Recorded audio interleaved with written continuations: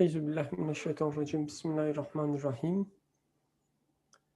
رب اشرح لي صدري ويسر لي أمري واحلل عقدة من لساني يفقهوا قولي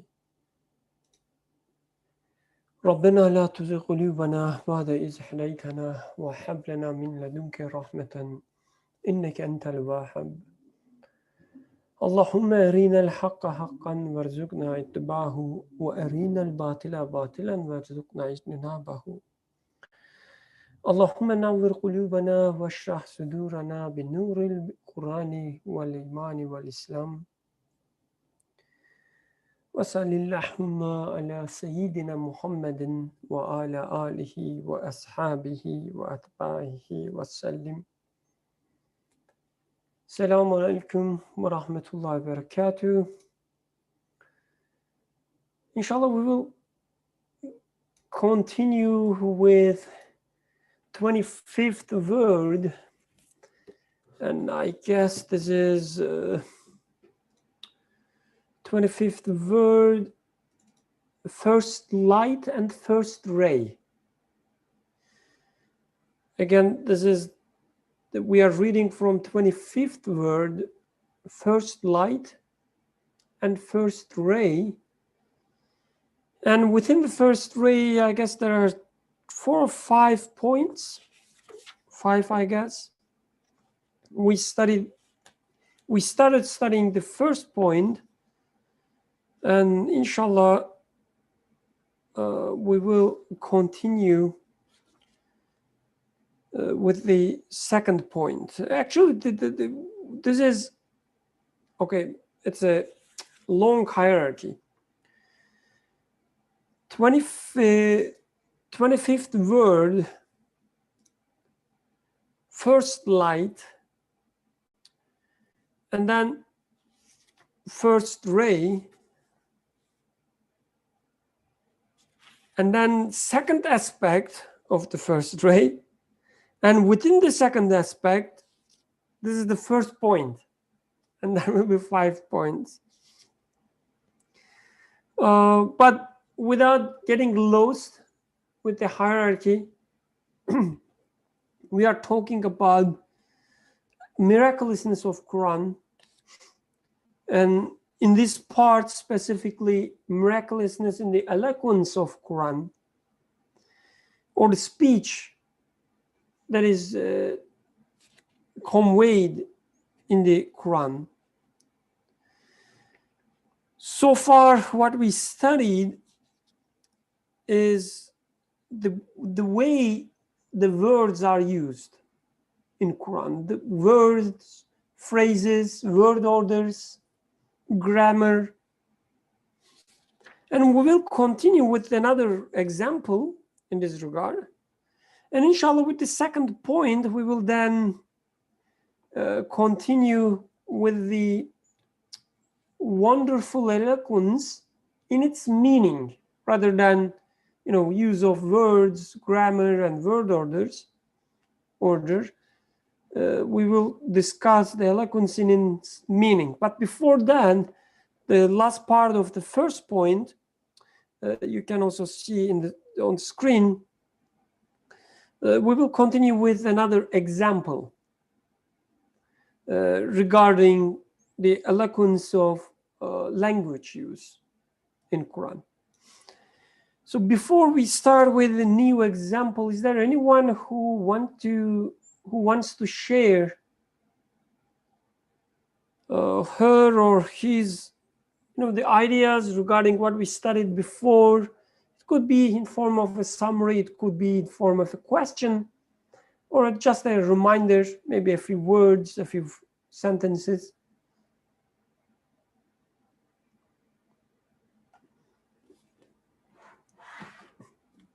Okay, if not, let's start reading the new example, inshallah. Similarly, the word order between words encompasses a broad sphere and has many aspects. Similarly, the word order between words, so how words are placed in an ayah, encompasses a broad sphere and has many aspects. So it should be studied in deep, author says. And between phrases, also between phrases. For example, say he is God the One. This is Surah Ikhlas. He is God the One contains 6 sentences.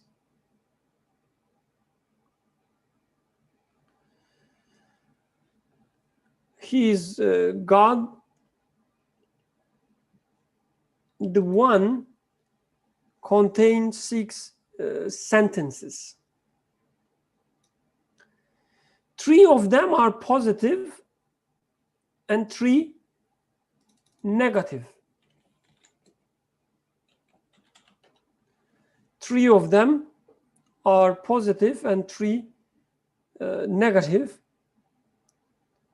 And I guess with the positive and negative, what it means, what is meant is 3 of them in a grammatical sense are positive, declaring what is, and 3 of them negative, meaning they talk about what is not.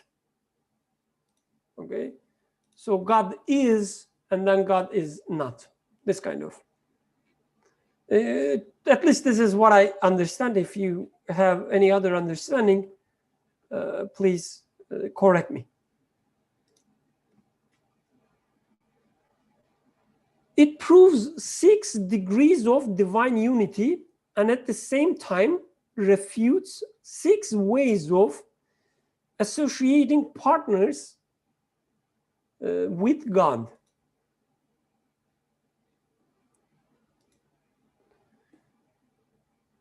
So it proves 6 degrees of divine unity, and at the same time refutes 6 ways of associating partners with God. So before going further, Yusuf, you may already remember the Turkish version. I don't want to open it now. So Surah Ikhlas has 4 verses, right? Not 6. So verse, just 4 ayah. So 6 sentences are, they like it, grammatically there are 6 sentences, the author says, within 4 ayah it is possible. Because not every ayah, just one. Okay. So for instance, I assume when ayah says he has never had offspring, nor was he born, maybe we can consider this as 2 sentences. Okay, first ayah, 2 sentences it says, Bismillahirrahmanirrahim, O Prophet, or say, he is Allah, one and indivisible. Okay, yes, you can take this as 2 sentences as well.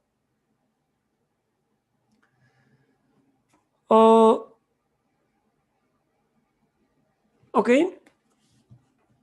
Each sentence is both the proof of the other sentences and the result. So each sentence supports each other. Each sentence is the result of others and also proof of others, or explanation of others. He will give some examples of what that means. For each sentence has 2 meanings. Through one meaning, it is the result, and through the other, the proof. That is to say, within Surah Ikhlas are 30 surahs composed of proofs that demonstrate each another to be as well ordered as the surah itself. So he says the Surah Ikhlas actually includes in its core, or in a broader context, it includes actually 30 surahs.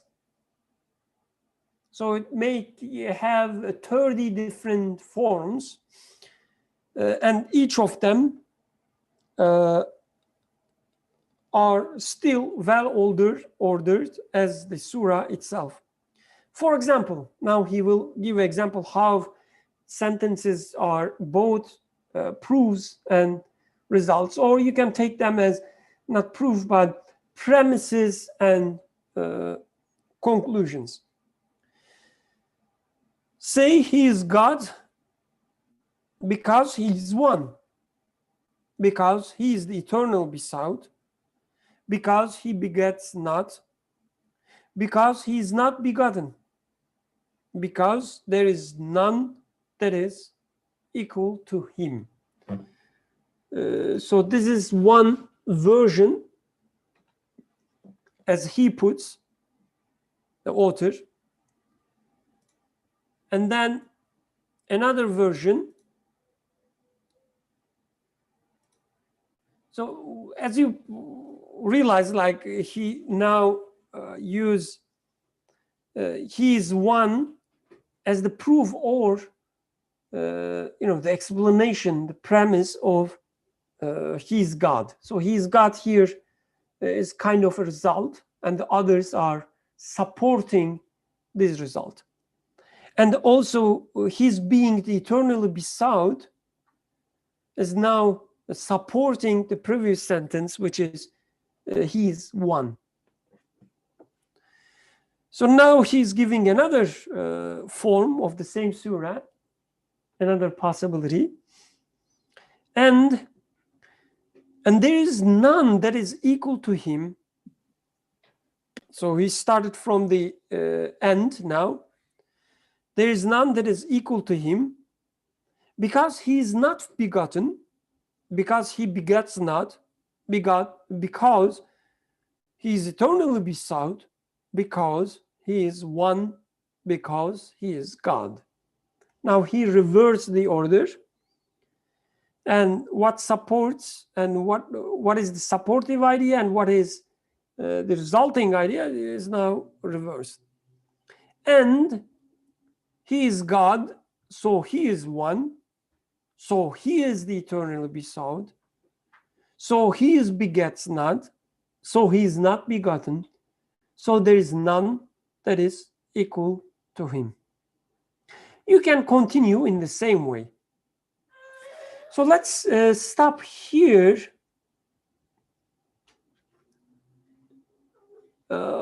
Just look at the three versions, possibilities. Before going any deeper, our dear friend Abdulaziz Old Ismail, please go ahead. Assalamu alaikum. Can you go please a little bit up in the page? Yeah, so I didn't follow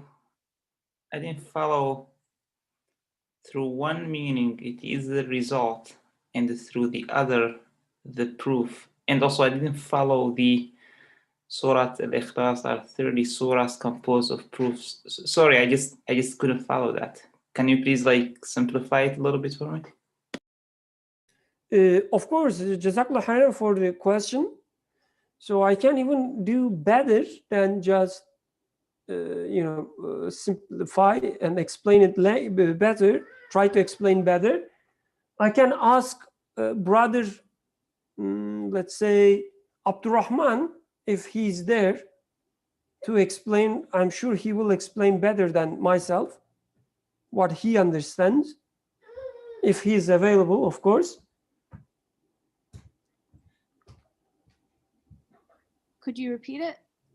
So Abdul Aziz Old Ismail is asking what it means, some sentences becoming results and then the proof, and then it's being reversed. They becoming, the first one become proof and the others become result, and how it composes 30 surahs, just one surah, how it becomes 30 surahs. He said he couldn't follow the paragraph, the first paragraph I read, and I was asking whether Abdurrahman or Aisha, since she's asking, could explain us what it means. I will try, and then when I fail, other people will jump in to fix it. You know, that's the best way to get other people to talk, to say something wrong. So I will try to. My understanding is that each sentence, so like Kul huwallahu ahad. I mean, even if we like, you were saying like the first verse could be two sentences. You know, you say Kul huwa, and then there's like a he. You're saying a he, but then what's the he? Allahu ahad. And you know, they prove each other. They support each other. Like Allahu ahad, and then there's like a he. Like there's a one that is ahad. He is a one, but then a he also like kind of you know, infers a one. And Allahu samad, you know, one that is a samad can only be one. So like the first one also looks to the second verse, and the second verse also proves the first verse. You know, there's only one as-samad, and then there's only one he, and then there's only like a ahad. So I mean, just that, or like Allah lam yalid wa lam yulad. Again, this kind of proves that there can only be one. Wa lam yakul lahu kufuwan ahad. Again, this is like a if there can be, you know, if it's lam yalid wa lam yulad, then that also you could say it proves, or consequently you can say wa lam yakul lahu kufuwan ahad. There is nothing that is like him. And then you could even work backwards potentially. It's just like all the sentences are very coherent. They look to each other and they support each other. That's my understanding.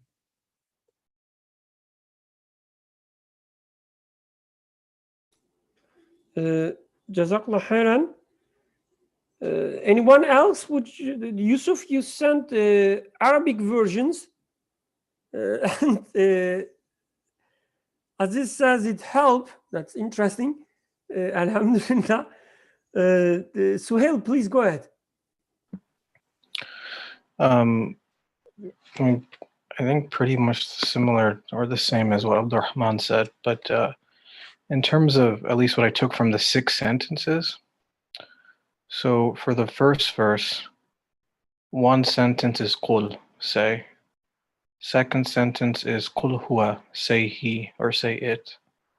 Third sentence is Qul huwa Allah, say it is Allah or he is God. Fourth sentence, Qul huwa Allahu ahad. And then the fifth sentence, you drop the Qul and you say huwa Allahu ahad. And the sixth sentence, Allahu ahad. I think that's maybe what he means by 6 sentences. 3 of them are positive and 3 are negative.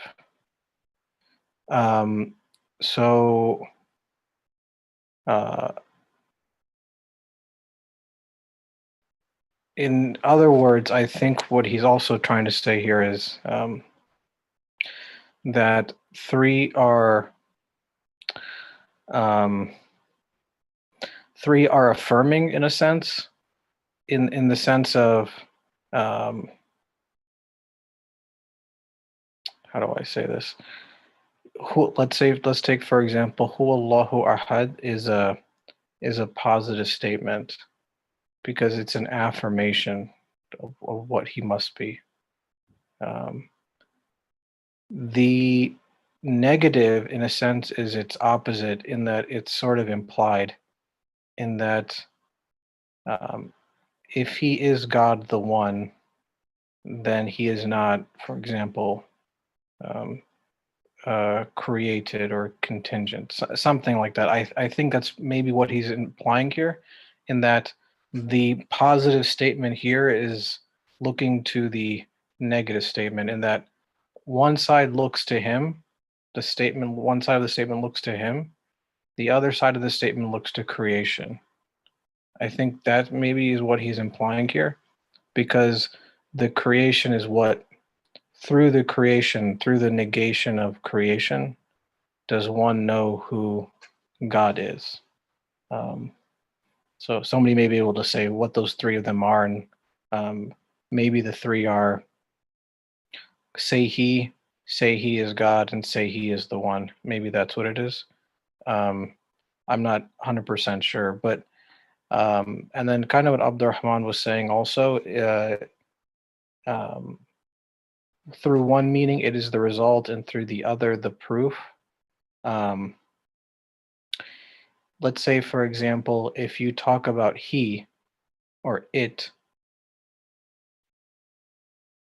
by knowing that there must be a it or a one upon whom the universe is dependent upon, then you necessarily say it's the proof for that one must be God absolute. Likewise, so God, the absolute or the one, would be the result of say he. And likewise, if you took the reverse, if you talk about, let's say, God the one, you necessarily are saying that God the absolute must be the one I'm looking for who the universe is dependent upon. In other words, as Abdurrahman said, they each look to each other.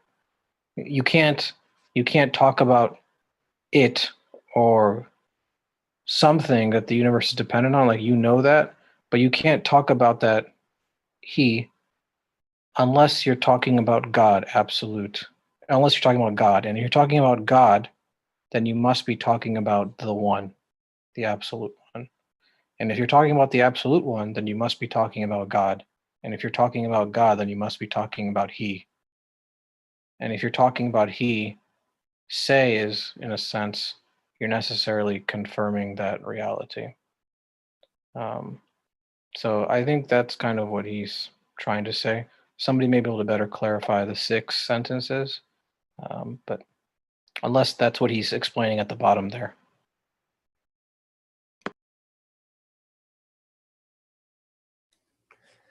Oh, thank you. So that's a different perspective.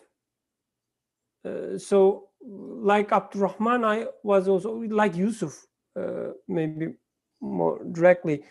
I was taking it another way, assuming he is referring to 6 sentences in the entire surah, Surah Ikhlas, not only say he is God, the one, but you shared another perspective saying that no, this single part actually includes 6 different subsections, or so 6 different forms. So Jazakallah khairan for them. And Yusuf, you were raising your hand, I guess. Did we lose your hand when I make you co-host? But otherwise, just go ahead, please. Okay. So I will share screen. So apparently it helped Aziz.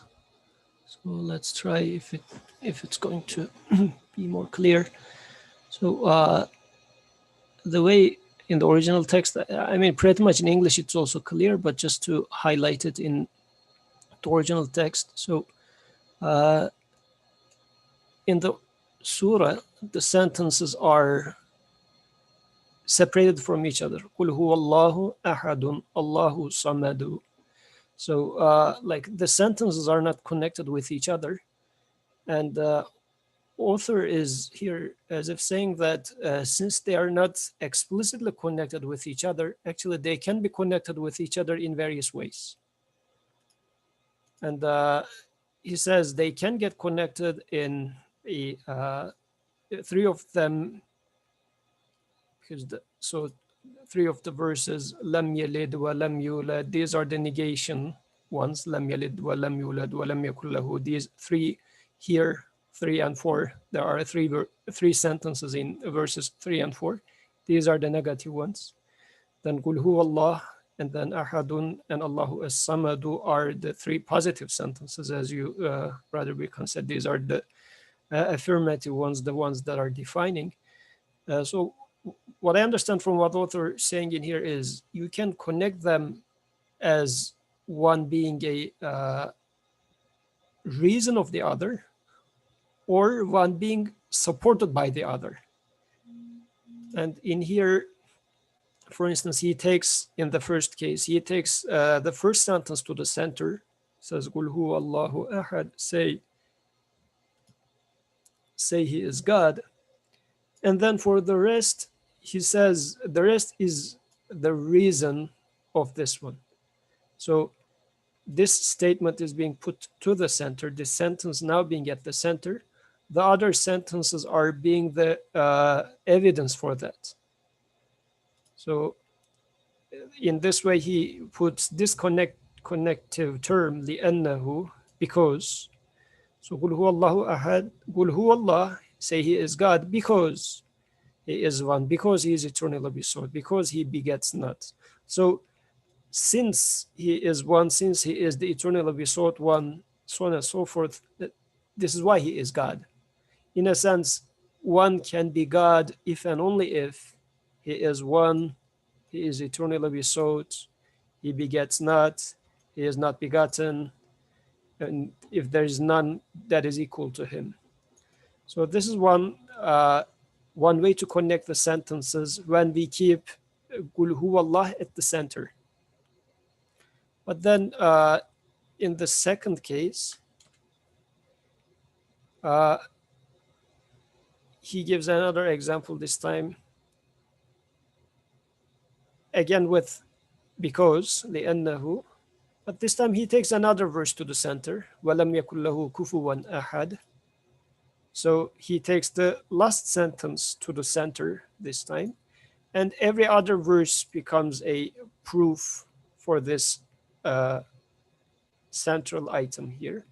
So this is another way to read this same sentence. In a sense, and actually he's going to say it below at the part we didn't read yet.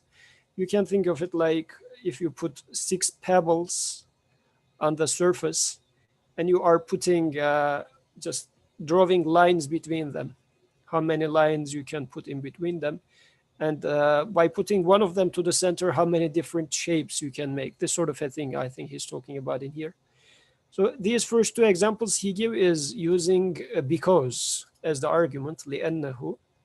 But then in a third case, he says you can also take it as huwa Allah, again put huwa Allahu at the center, Qul huwa Allahu at the center. But then this can become the proof for the rest. Since he is Allah, therefore he must be Ahad, he must be Samad, he must be Lam Yalid, so on and so forth. So I think this way, since the lack of those combining words in between those verses can be understood that you can put them in these 2 different ways, and in each one of them is going to become another surah in a sense, which is going to give you all different sorts of definitions or descriptions of who can be God, or someone who you call God must have these qualities because of this reasoning or line of thought.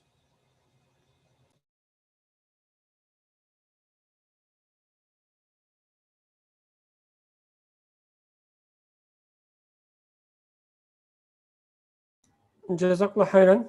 Although, I was not happy you overtaking my screen. That was fine. Thank you. Jazakallah khairan. Joke sign, of course. Abdul Aziz Ismail, please go ahead. Assalamu alaikum. So the one of the second way that he framed the surah that Yusuf was just showing, to me at least, makes more sense, because I always, and I know this surah almost my entire life, I always see that he begets not because he begets not because he is not begotten. A little bit outside of when I think of Ahad and Samad, those seem to fit well. This is according to my thinking, at least. So the other way that, or at least one of the versions that Yusuf was showing us, was therefore kind of logic. think, like, because he is ahad, since he is ahad and samad, therefore he is lam yalid wa lam yulad wa lam yakun lahu kufuwan ahad. Just a thought I wanted to share. And the other thing, in case anyone has an idea about this qul, again, like all my life I hear this qul, and I've heard some versions of explanation of it, but I'm curious about the group thinking about that say. Oh, thank you for reminding about your question. I forgot it when you wrote it on the chat screen. So yeah, that's an interesting and important point. The cool part or say part. How should we understand that? We can also keep this in mind. If you have any answer, if you have any comments on that, or if you want to expand the question with further questions, please go ahead now. But otherwise, you can also revisit the question, how we understand the say part later as well. Mohammed Said, please go ahead. Assalamu alaikum. Brother Abdulaziz's question reminded me this actually was pointed out by Brother Suhail as well, that as I take the verse as it comes, when it says Qul huwa, let's take this these two words only. Since the Quran comes with the claim that it is the speech of the creator of this universe, and I take these two words as the explanation of the creator of this universe, then the universe shows something other than itself, than huwa. There appears as a reality of this universe, that this universe shows someone or someone, a will behind it itself. Although I only see the universe, I only experience the universe, but the universe, since nothing can be coming into existence by itself, therefore it shows huwa. So Qul here represents this conclusion, as Suhail pointed out. That's how I understand it. Thank you.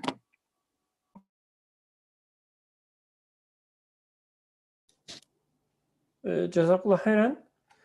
Any other comments regarding Qul, say part? So there are a lot of verses in Quran, a lot of surah, a lot of ayah, starting with Qul. We know that some way of looking at it, referring to the first correspondent, which is our beloved Prophet, peace be upon him. So we can take this ayah as referring to him and telling him what to say. That's one way of, I guess, understanding it. Another way we can take it as speaking to us and telling us to say something. This could be a simple recitation. Just, repeat after me kind of thing. But I guess there's something beyond that. It sounds, this word cool, or, the order. It's in a commanding form, right? This command is like a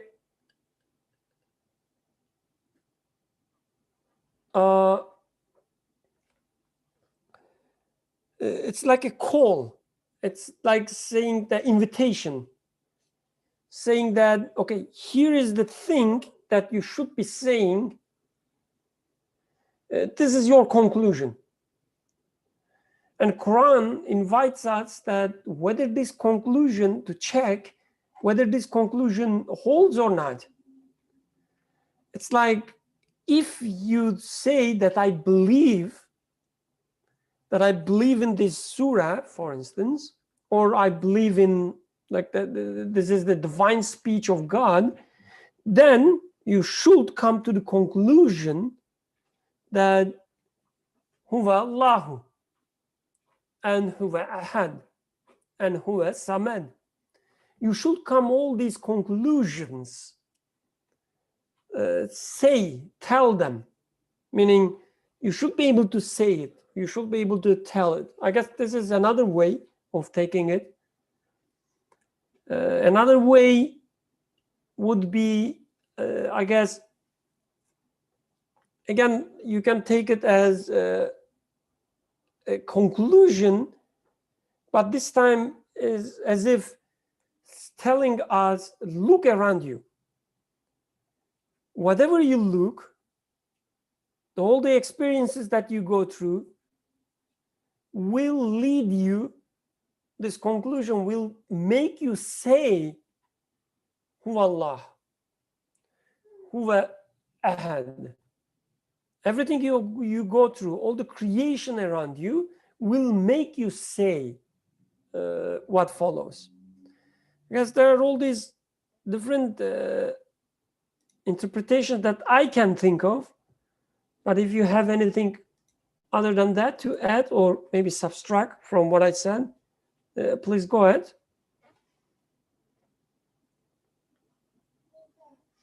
Meanwhile, I'm going to read Suhail's comment.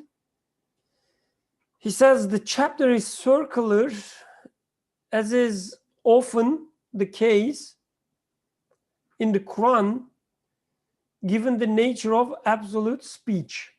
Okay, I assume he's using this circular not as in circular logic, which is like invalid, but rather it's, I guess he's using the word circular, so he'll please correct me if I'm wrong, to imply that whatever you read will support other parts, and the other parts will support what you read. Which is, he says, often the case in the Quran, given the nature of absolute speech. So everything you read in Quran is an absolute speech. So you will realize every sentence, even every word. Within every word, you will see the rest of Quran, and in the rest of the Quran, you will see each word. Each word and verse looks to each other, as Nursi mentions. Each word and verse looks to each other, as Nursi mentions. Any comments so far? Anything about Qul? Abdulaziz Old Ismail, you can also share your thoughts on that. Otherwise, we can continue about these different versions, why he's talking about these different versions, and what is miraculous there. We can talk about that.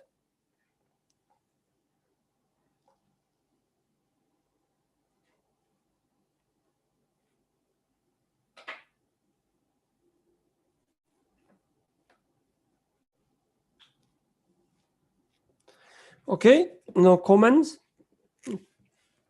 So one question. So what is the wisdom of giving all these different versions? So when I read first version, or even when I read the ayah itself, قُلْ وَاللَّهُ أَحَدْ اللَّهُ الصَّمَدْ لَمْ يَلِدْ وَلَمْ يُولَدْ وَلَمْ يَكُنْ لَهُ كُفُوًا أَحَدٌ. So it means something to me. It's kind of self-explanatory. It seems, at least, very simple sentences. Why he's giving all these different versions? Why he says there's much more in this short surah what is the point of one word is supporting the rest of the one sentence supporting the rest of the sentences at the same time the other sentences, rest of sentences supporting the initial sentence? What is the point there? What is the wisdom there? Any comments?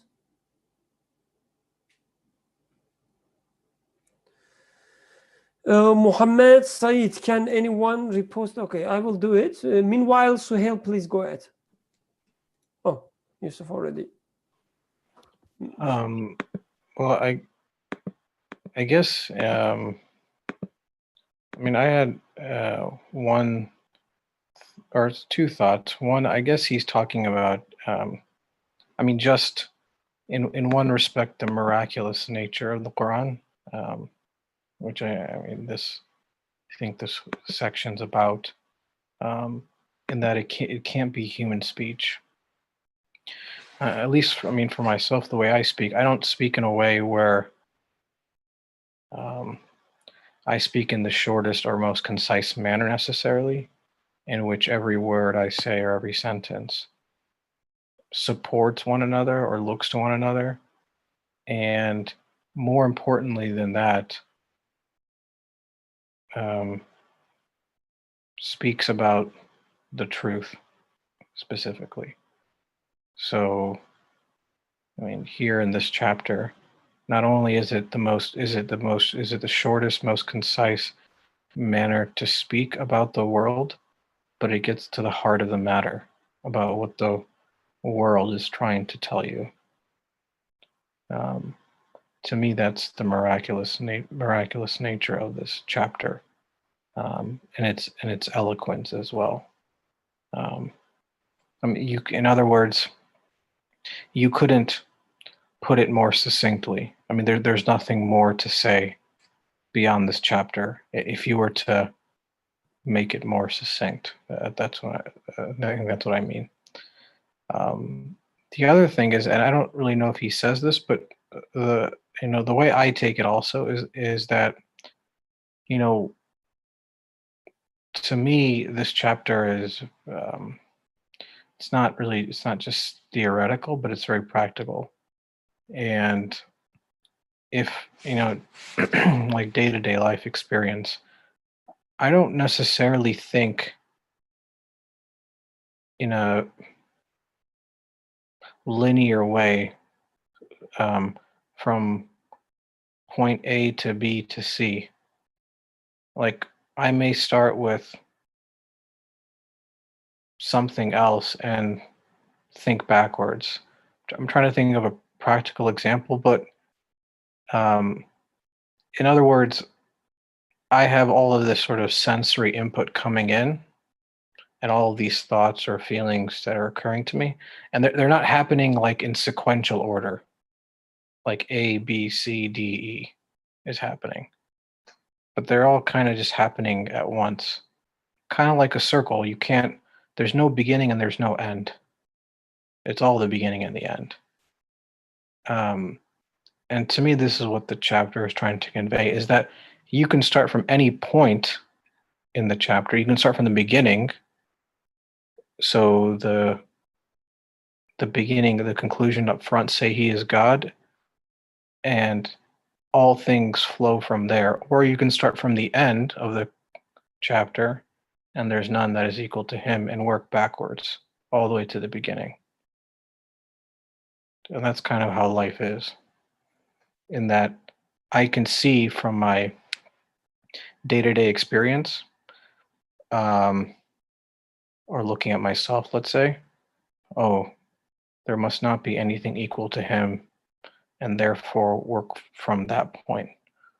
Or maybe at some point during my day, the notion or idea of God occurs to me, or I have some feeling about his existence, and take that feeling or idea and go from there, or work from there, see where that leads me. So I think that's what I took away, other than the miraculous aspect. I mean, to me, that's in a sense both aspects to me is miraculous, but purely from the linguistic aspect and eloquence aspect, one side, and then the other side, how it's applicable to me, and that my life isn't really a line. It's a circle in a way.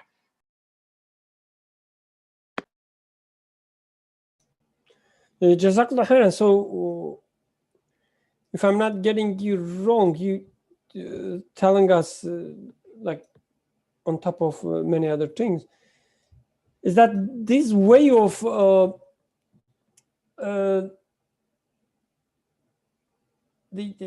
using the speech or language in that way, it resonates perfectly with my own life, the way I live, the way I interact with the objects around me, how I think. The speech in Quran resonates in its eloquence. Suhail, please go ahead. Yeah, no, that's exactly what I was thinking. I mean, not just this chapter, but really any chapter. You can't in the Quran. Nursi and there are like so many Orientalists are bring up this quote unquote criticism. Oh, the Quran is not linear, but that's the entire point, because life isn't linear, or your experiences aren't linear, or your thoughts or emotions aren't linear. There's no linearity to life. Even time isn't linear. I mean, anybody who studies science, I mean, everybody's experience of time is different, or can be, or is actually, in a sense. So that's who man is. That's his experience. And it's not linear because he is the product or result of the will of an absolute source of existence that has no beginning or has no end.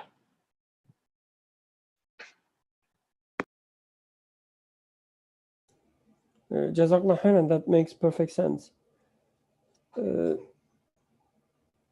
That's interesting. Like I heard other explanations regarding the language used in Quran and how being non-linear, they wouldn't use this word, makes sense, but your explanation makes more sense to me.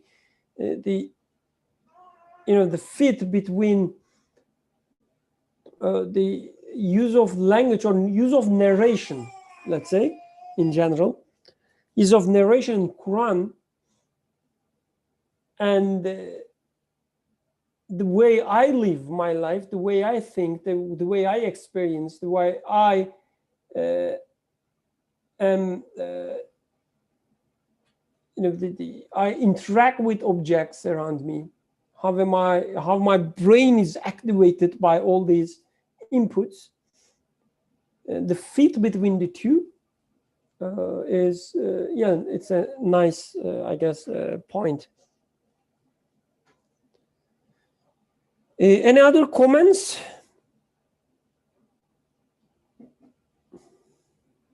Otherwise, we can continue with another example, a further example.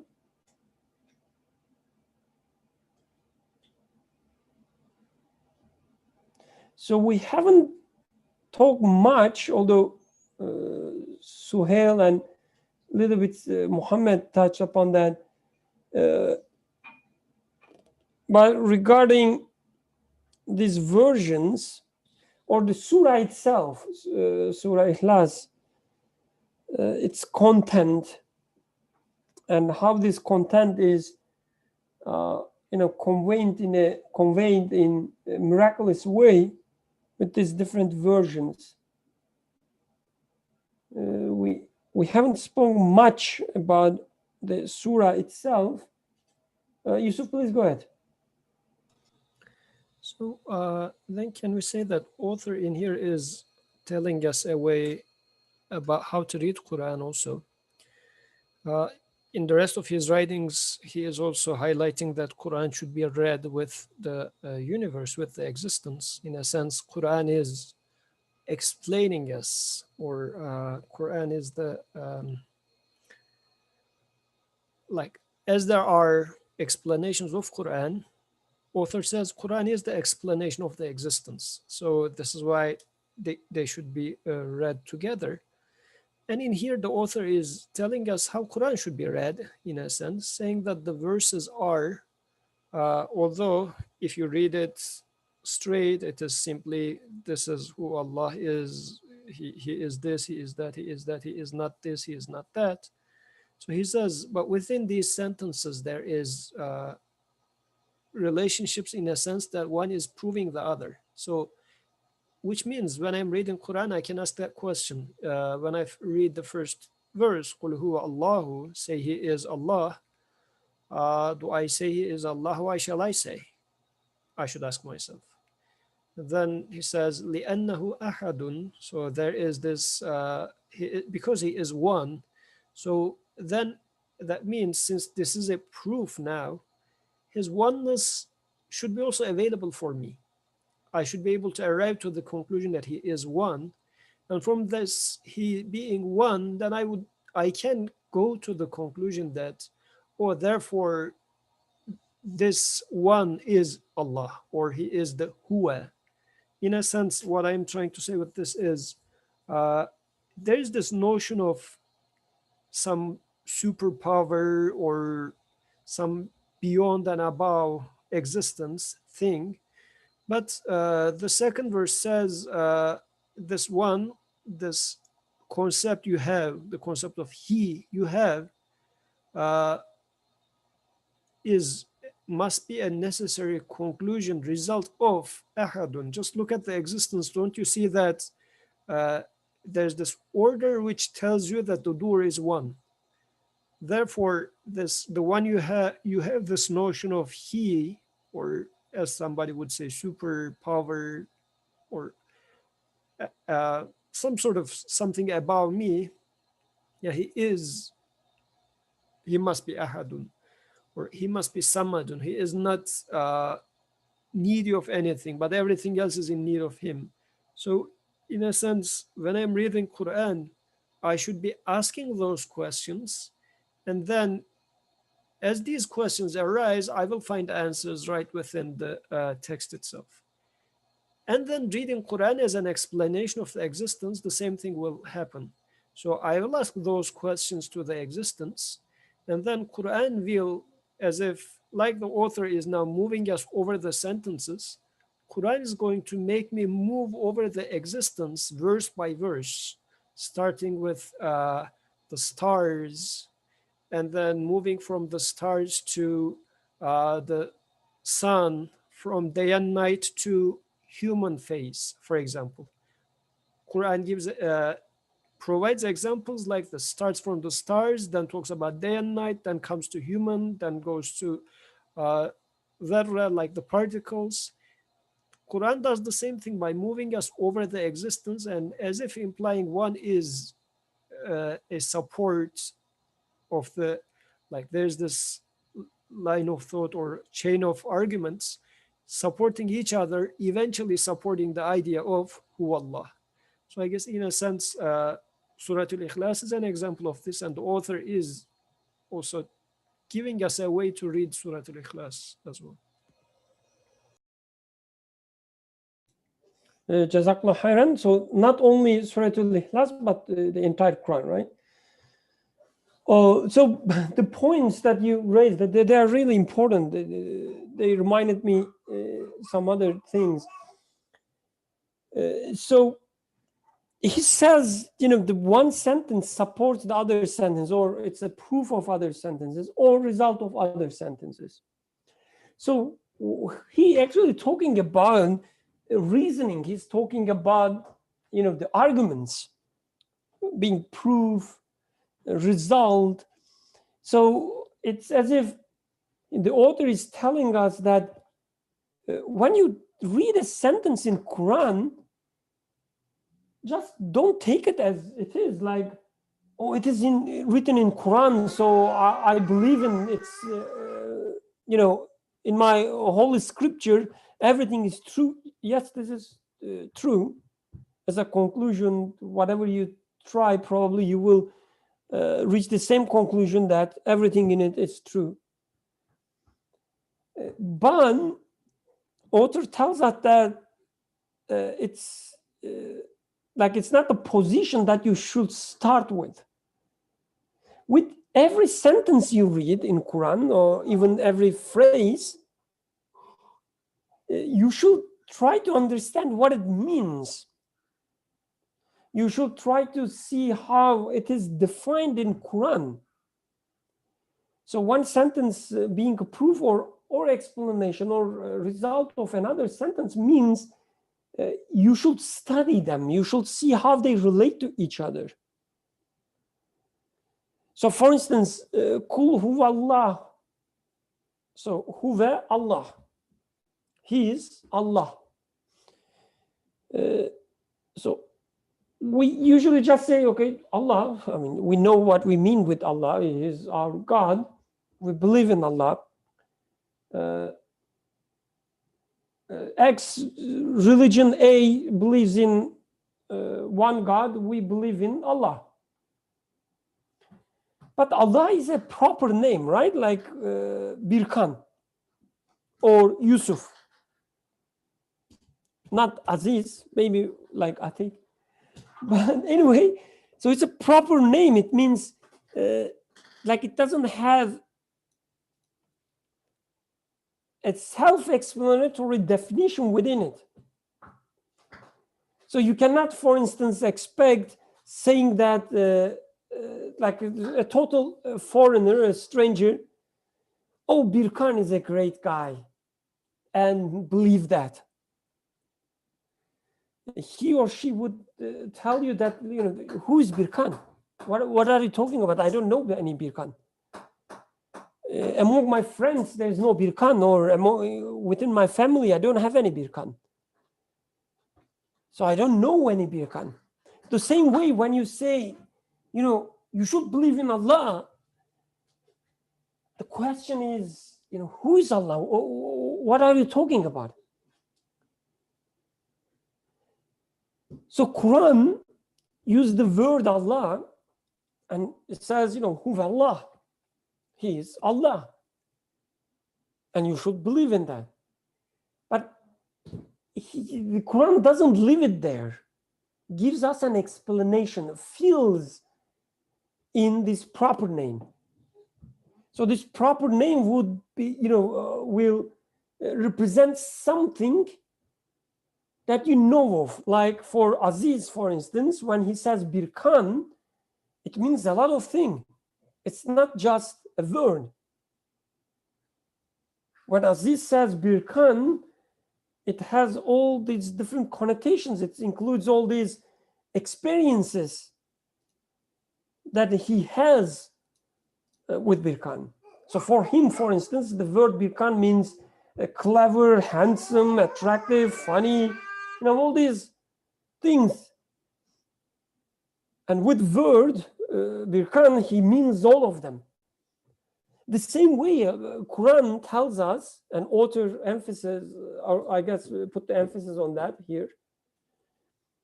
Quran tells us that yes, he's Allah, and now I will explain you what I mean with this.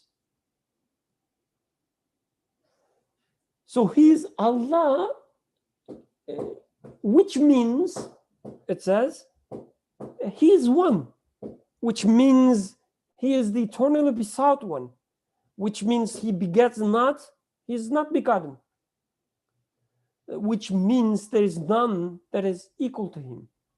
So all these things taken together referred, or, you know, called with the proper name Allah. So Allah is not just a word in Quran. It's not just a name like any ordinary name, like Yusuf. But instead, it has all these deep definitions behind, as if telling us, you know, do you know what, Birkan? I know that in your life you experience that, you realize that when you look at the creation, you realize that there must be someone creating all these things. And do you know what? This someone should be the only one, because I don't see any conflict in the universe. I don't see any like different type of signatures. I see the same signature everywhere. So it's as if, you know, there's only one. And Quran says, yes, you are right.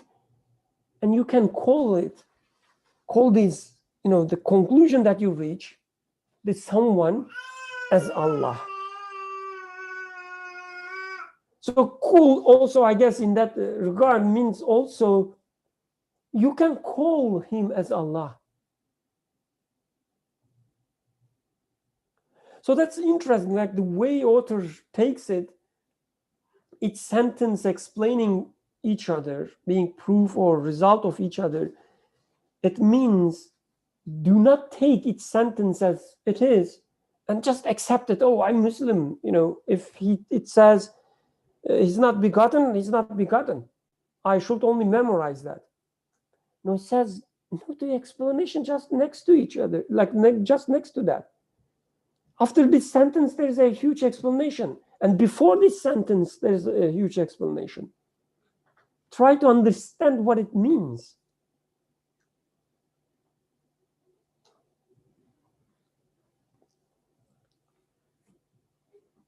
Okay, any other comments? We have only a few minutes left, I guess, like 10 minutes. Or maybe 15. Otherwise, I will read the further example. Okay, Abdulaziz, all the smile, please go ahead. Assalamu alaikum. So, Jazakumullah khairan. This was very helpful from all of you actually to expand on this.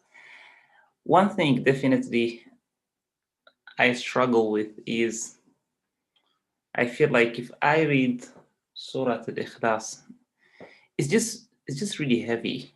Meaning, like if it's time that I need help, it seems to be a lot of high yield things to think about. Like, do I just I need help? Do I just go right away after a samad, like bisat, I believe it was in English, or where do I go after, or do I have like to? Because this is really heavy. There are like a lot of meanings in every word that we have gone through. So how to approach that? Like how to approach that in time that you need help, which we do need help all the time.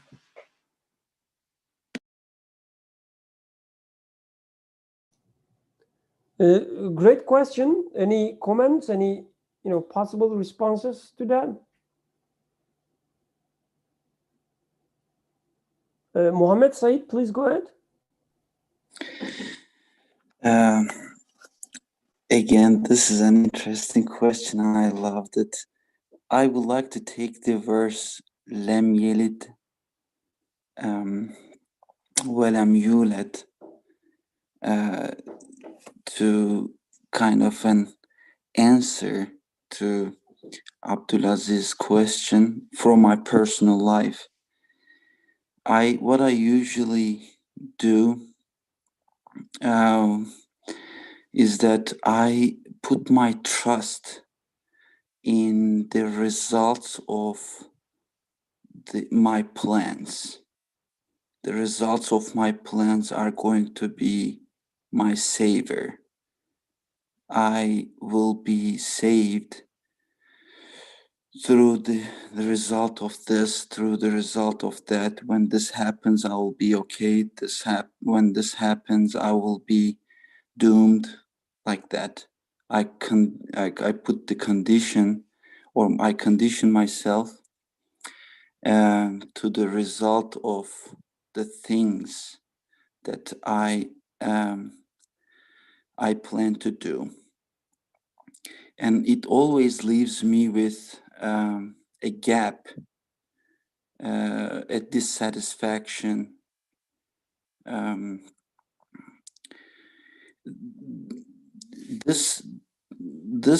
Because why dissatisfaction is there? Because as a human being, I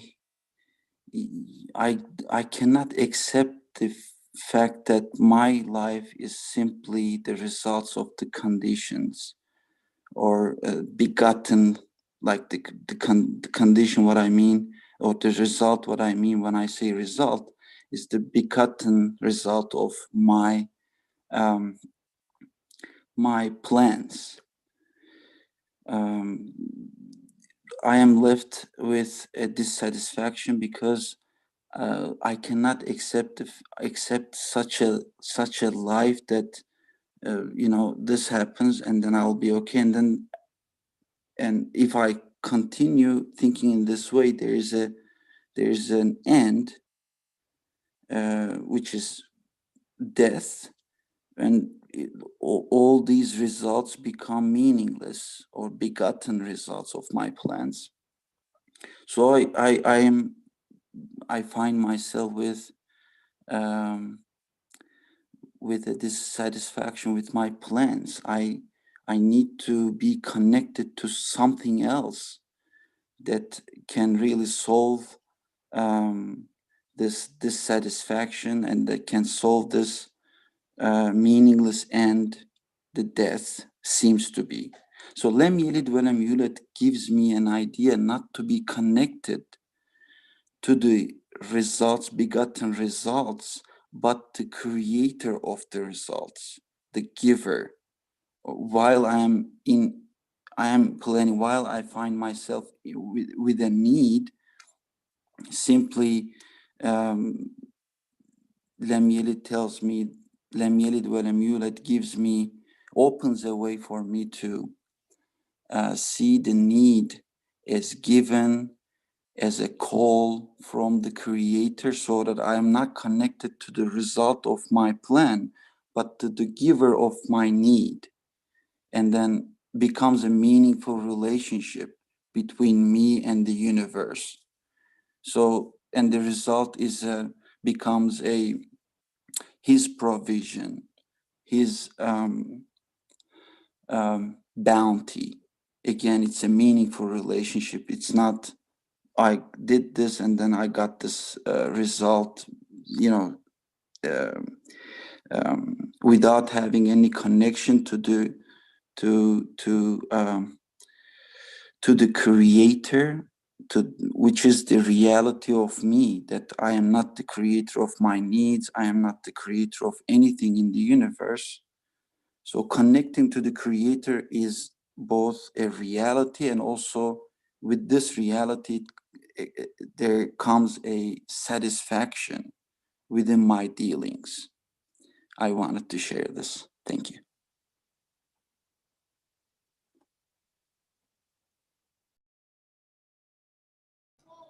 Jazakallah khair. So then I guess when we read these verses or these ayahs, as Abdulaziz Old Ismail was saying, that they seems to be very heavy, like deep, and we usually don't know how to approach them, how to benefit from them. Maybe one reason, so what I understand from Muhammad Saeed, at least implicitly, is that he's suggesting, and again, correct me if I'm wrong, please. Sometimes I put words into people's mouth. He's suggesting maybe one, at least, aspect of it, that we sometimes miss the fact that these verses, these ayahs there, to guide us in our life, rather than just take them as, you know, the linguistic objects. If we try to make connection with our lives, and he gave an example about the Lam Yalid and Lam Yulad, he said, like, in my life, everything I experience, and I only experience those who Yalidu and Yuladu, right? Like those who are begotten and begets. And assuming that I am in their hands, put me in a desperate situation. But this verse, this ayah, the Quran is telling me that no, you are not in their hands. You are not in the hands of those who yelidu and yuledu, those he begat and begotten. These are just, the things that you observe, that they are created themselves. You are not in their hands, but you are in the hands of the one who's not begotten and the one who does not beget. So Yusuf, please go ahead. I saw you. Oh, was it from before, or would you like to speak, Yusuf, or not? Sorry for missing. We can continue. Okay, if you change your mind, please go ahead. So another thing I would like to add to Abdulaziz all this my question about the depth of all these surahs, and they seem, especially when we listen them from a scholar like the author that we are reading. When we listen them from a scholar, almost every scholar would approach it from a different perspective and give us all these different depths and all these different meanings. Sometimes they may seem intimidating, and sometimes we are scared. Like when I read, I didn't get any of these. I had some understanding, but none of these. Again, it's sometimes intimidating. It's sometimes scary. We say, okay, this is too much. I guess this is similar to, let's assume you are invited a feast. You are invited a dinner, and the host is a generous one, like Yusuf. He adorned the huge table with a lot of foods, like more than anything that you've seen before. Every kind of food, even the kinds that you never seen. That when you look at them, you don't even realize that they are food. You ask yourself, like, are they to eat? All these different kinds, exotic kinds, the regular ones that So when you see such a treasury of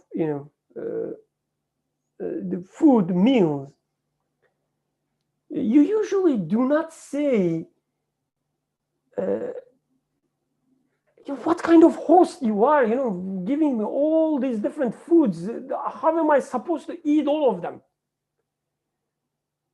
I cannot eat all of them. Like, I don't even know some of them are really food or not. So what are you trying to do? We don't usually, act in that way, or we don't get scared. Like, how am I going to finish all of these? We just enjoy it, right? We say, okay, I will taste as much as I can. I will eat as much as I need, and it will satisfy me. It will be, a source of pleasure for me.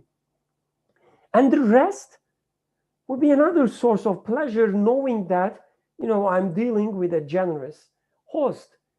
When I'm hungry again, he will probably give me more. And the next time, maybe I can try something else.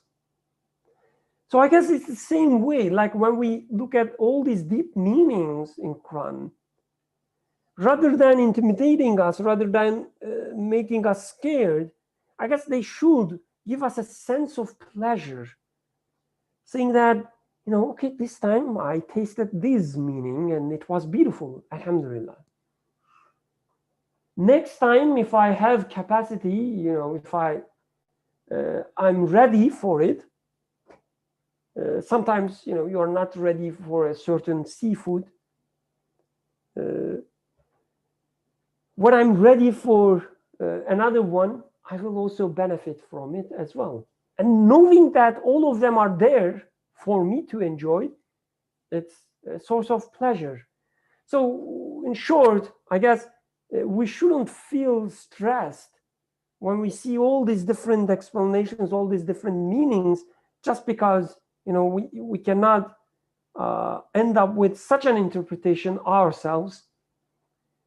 Seeing that, you know, it is there for me to enjoy when I'm ready, or when I realize, when I understand it, it is a source of satisfaction by itself, I guess. Yusuf, please go ahead. By the way, you can raise your hand. You are not the host anymore. So when I read the verse as it starts with say, and he directly starts talking about he, so as if,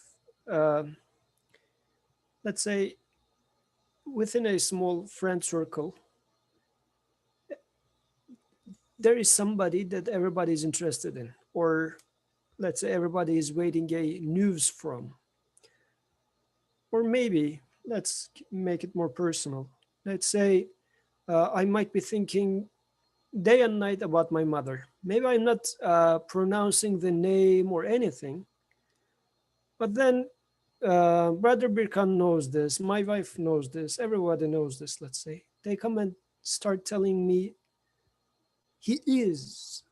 So as if this is implying that my creator is aware that what I am interested in, what I am concerned about, what I am very much into is he.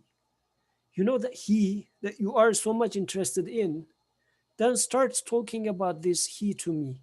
So as if reading the verse, even the very fact that it starts with he and telling me that say, as if also in a sense confess, or you are just waiting but get into action, affirm these, know that these are the case about the one that you are expecting to hear from or expecting to receive help from, and then starts explaining that he to me.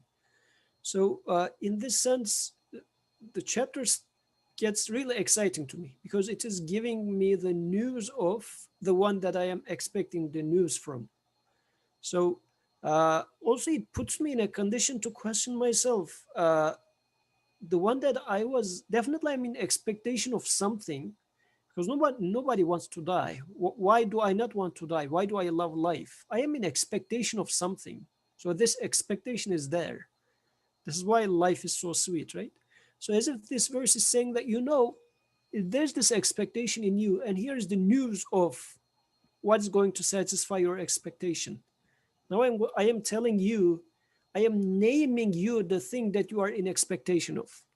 So taking surah in this way, it really starts getting excited, because as if to make it more romantic, maybe it might be more familiar to us, like the person that you love, your beloved, your spouse, future spouse, whatever, and you are somehow either not feeling the presence at the moment, somebody comes and brings you the news of that one, starts naming him to you, because as if I was avoiding naming because I was either afraid of breaking something, hurting something, or I was just not feeling courageous enough to name.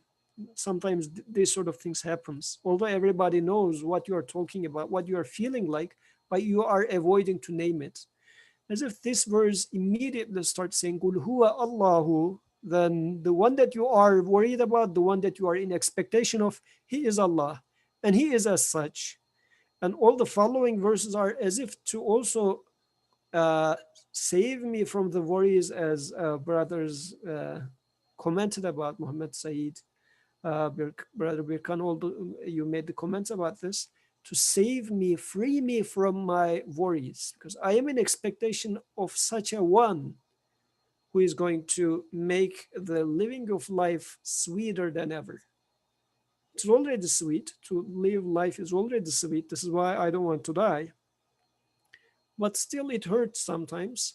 But as if this chapter is saying that such a one is taking care of you, is whose hands is the control of everything. So no worries for you. So in this sense, reading the chapter as such is really softening my heart, saving me from my worries, bringing me the good news of the beloved.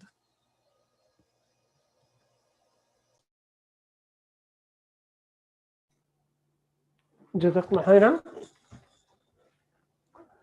So if there are no other comments, I will read the next example as well. It should be a short one, and then we can finish there.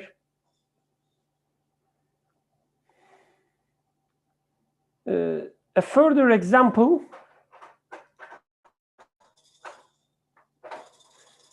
Bismillahirrahmanirrahim. Alif Lam Mim. This is the book about which there is no doubt, a guidance for those who fear God.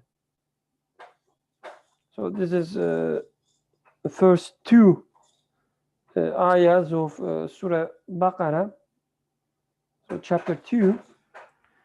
Alif Lam Mim. ذَلِكَ الْكِتَابُ الرَّيْبَ فِيهِ هُدًى لِلْمُتَّقِينَ. Each of these four phrases has two meanings. With one meaning, each is a proof of the other phrases. With the other, it is their result. From the 16 threads of their relationships, a miraculous word order embroidery is wrought. It is described thus in Isharatul Ijaz. Isharatul Ijaz is another book by the same author. So he says, if you like to see the details of this miraculous word order of these two ayahs, you can refer to Isharatul Ijaz.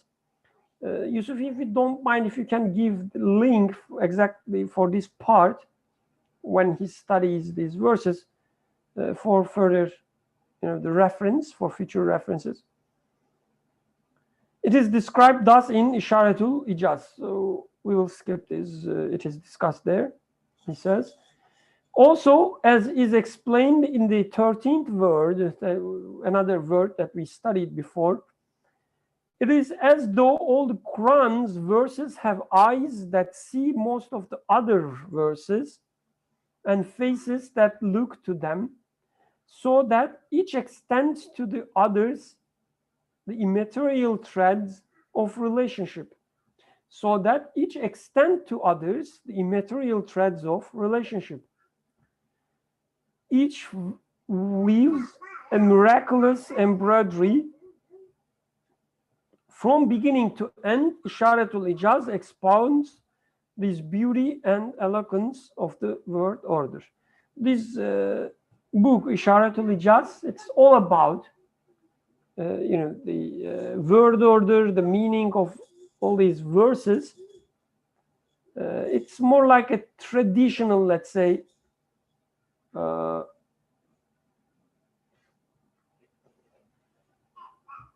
traditional interpretations that we are used to read of Quran. Isharatul Ijaz is closer to them as compared to the words, this book that we are reading. So before closing, if you have any comments regarding the last sentence, which he says every verse in Quran, every ayah, every surah looks to each other, have these implicit immaterial relationships to each other. If you'd like to make comment on that, please go ahead. Otherwise, I will wait a few seconds to see if there are any comments on that. Yusuf, yes, please go ahead, and then we can conclude after you, inshallah. So the part that he referred to in the 13th word is actually explicitly wording what Suhail was mentioning. If you don't mind, I would like to quickly read that part. As Suhail was talking about this surah being like having a circle-like structure.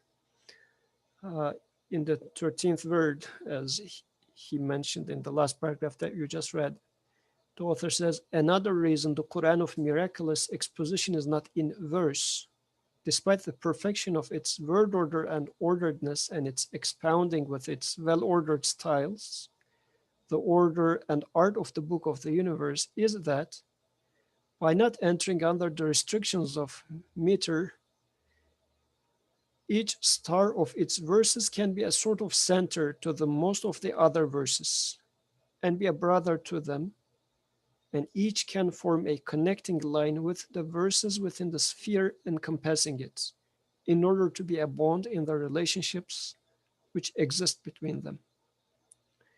It is as if each independent verse has an eye which looks to the most of the other verses and a face turned towards them. Thousands of Qur'ans are present within the Qur'an, each of which it offers to followers of the different paths. So in a sense, with the last part actually, you take a verse to the center and then use it as an evidence for the other verses. In a sense, in order to understand another verse, I'm going to take this verse at the center and try to understand the rest relative to this. But then you can do the reverse also, which makes Quran a book of like multiple of its number of verses, because now each verse has multiple different meanings if you take it from this perspective. And this is why he uses as if this idea of stars. Every verse is a star, but you can, if you make the like the world maps, right? If you are living in one country, you put it to the center of the world map, the rest is being to the east and to the west. You go to another country, the people of that country puts their country to the center of the world, and the rest is to the east and west. Likewise, for each verse, verses are put in a way that every verse can be taken to the center, and the others can be interpreted accordingly. Jazakallah khairan, and thank you for reading the paragraph. So if there are no other comments, we can. Okay, there is one comment. Abdulaziz Old Ismail. He says, "Wow, I thought that Mauritania is always at the center in every country's map." Okay, so in Turkey we keep, of course, Mauritania at the very center. Okay, let's conclude here, inshallah. Subhanaka la ilma lana illa ma 'allamtana innaka antal alimul hakim. Al-Fatiha.